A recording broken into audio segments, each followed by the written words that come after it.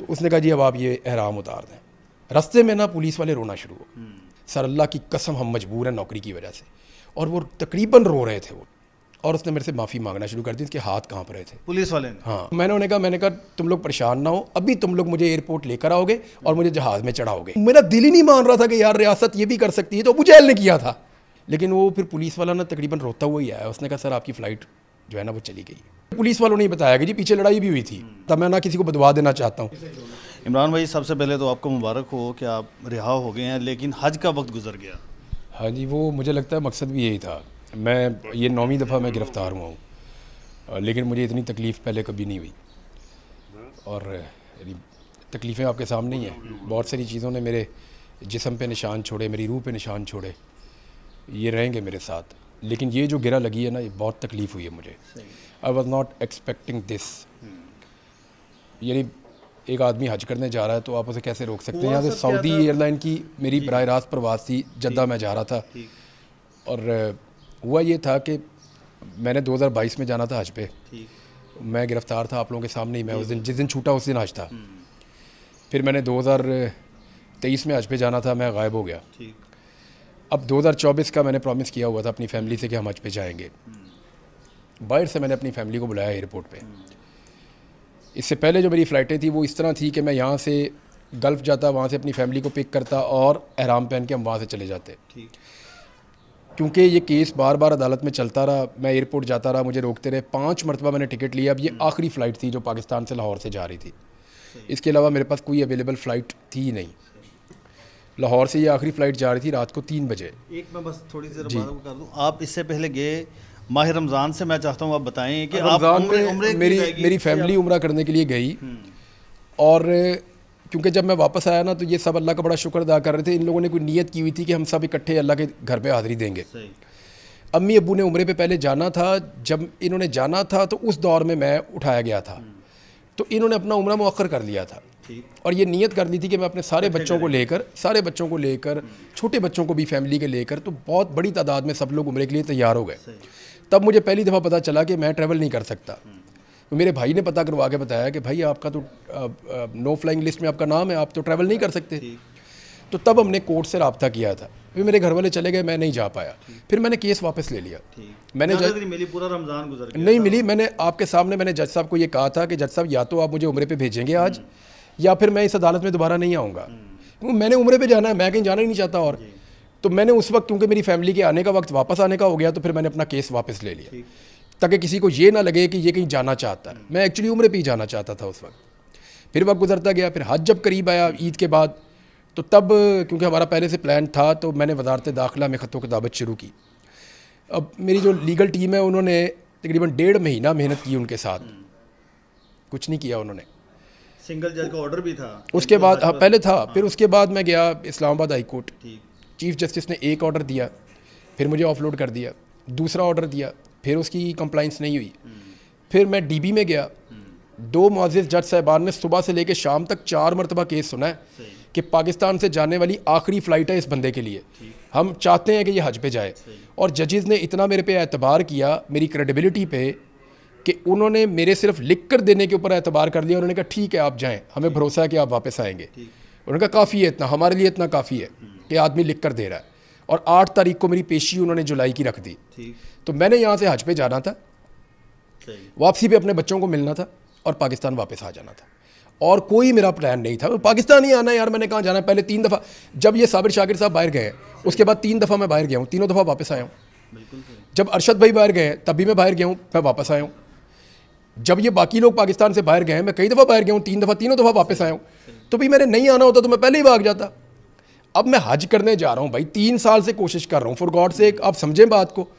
और मैंने तमाम लीगल जितने भी ऑप्शन हैं वो इस्तेमाल किए। फाइनली अदालत ने मुझे कहा जी आप जाके इंटीरियर सेक्रेटरी को मिल लें, अगर वो कोई श्योरिटी आपसे लेना चाह रहे हैं, क्योंकि उन्होंने अदालत में कह दी हम ले लेते हैं श्योरिटी। मैं गया, मैंने उनसे पूछा तो उन्होंने कहा जी 10 लाख रुपया आप, मेरी सारी जायदाद भी मांगते ना मैं दे देता इनको। हज पे जा रहा हूँ भाई, जितने ज़्यादा पैसे इनके पास रखवा के जाऊँगा उतना ज़्यादा सवाब होगा। तो मैं तो 10 लाख का तो मसला ही कोई नहीं था। ये तो कहते अपनी सारी जायदाद, घर, गाड़ी सब कुछ रख के चले जाता, मैं रख के चला जाता, गिर भी रख के चला जाता अपने आप को भी, कि मैं हज करके वापस आ जाऊँगा। मैंने जनाब इनको वो 10 लाख इन्होंने मांगा, उसका पे ऑर्डर भी वहाँ, वो सिद्दीक जान ने मेहरबानी की, उसने फ़ौरन जमा करवा दिया। सही है।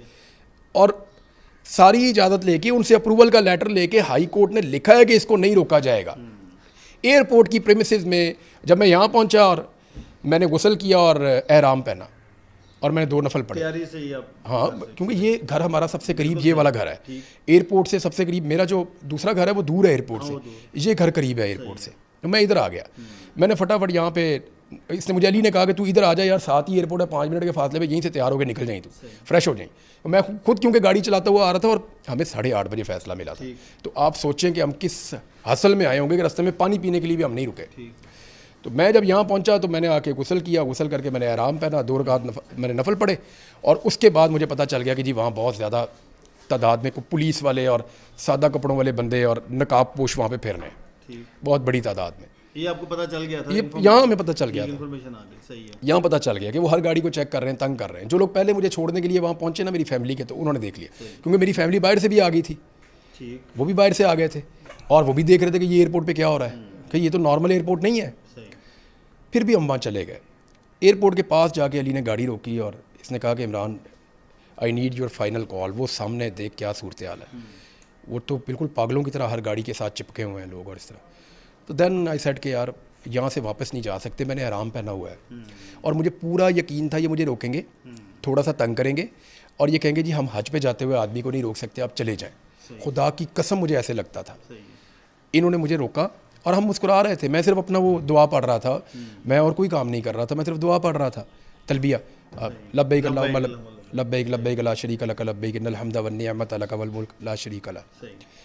तो मैं तो दुआ पढ़ रहा था, मैं तो जा रहा था हज पे। तो इन्होंने वहाँ पे सादा कपड़ों में आके बंदों ने घेर के गाड़ी रोक ली। देखिए सिविलियन जब आपकी गाड़ी को आके रोक लेते हैं तो आप का कोई ना तो कोई रिएक्शन होगा ना कि भाई ये कौन लोग हैं। अली ने उनसे पूछना शुरू किया, मैं अपनी दुआ ही पढ़ रहा था, अली उनसे बार बार पूछ रहा था। शायद आपने वो वीडियो देखी होगी, मैं तो कुछ, आप हैं कौन, मैं तो गिरफ्तार हो गया, मैंने चीज़ें नहीं देखी। लेकिन अली मुझे याद है एक ही बात कह रहा था कि वर्दी वाले को भेज, वर्दी वाले को भेज, हु आर यू, तुम हो कौन। भाई अजहर सिद्दीक साहब ये सवाल कर रहे थे, उनके साथ उन्होंने हाथापाई शुरू कर दी, ईंटें लेकर आए, ला के मेरी गाड़ी में ईंटें मारना शुरू कर दी दरवाजे पे, खिड़की में। मैंने अपना हाथ यूँ रखा कि मैं एहराम में हूँ, मैं ज़ख्मी ना हो जाऊँ, तो वो ज़ख्मी हो जाएं आप और ब्लड आपका निकले तो फिर वो आपको दम वगैरह आपका, तो मैंने उसको ऐसे कर लिया ना कि मेरी आंख में ना लग जाए, मैंने सफ़र पे जाना है तो ये मार रहा है।